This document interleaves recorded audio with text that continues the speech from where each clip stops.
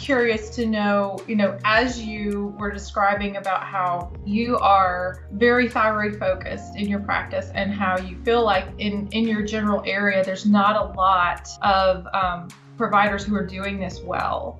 To me, it seems like you're almost operating like an oasis in the middle of a desert because there's not anyone in your general vicinity who, as we're going to talk about Thyroid RFA, who's offering them. I think the next closest would be Virginia and Iowa and Michigan. And, there you are right there in the middle. Yeah.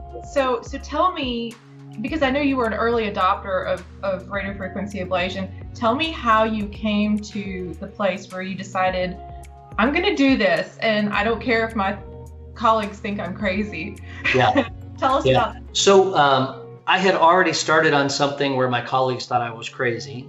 I had gone out to Johns Hopkins, and I had learned with Ralph Tufano and Jonathan Russell. They helped me to learn transoral thyroidectomy, where we come in under the lip and come down through the neck, and we're able to do our operation without leaving any visible scar whatsoever.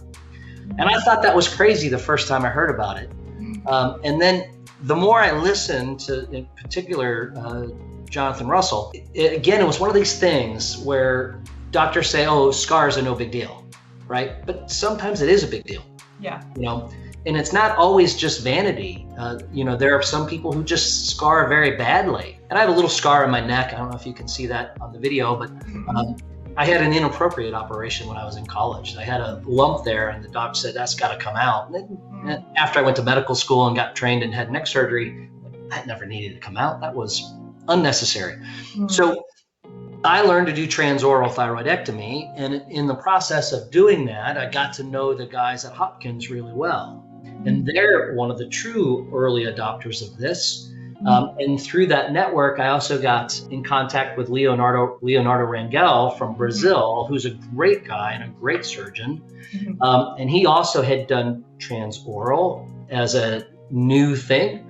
And so I ended up in 2019 going to Brazil to work with Leo to learn to do this. And he was kind enough to allow me to do it on some of his patients. And he kind of stood over my shoulder and made sure that we were being very, very safe, and the patients had agreed for beginners to be able to learn to do this. And so I got to go to Rio and see some of that, and then do it that way. So I've always been on the edge of being an early adopter for things that I'm convinced are safe. And then the ultimate question is, what would you do with your family? Would you put a probe into your family's neck and shrink a nodule, if it was proven benign? And well, the bottom line is RFA is safer in just about every single way than surgery.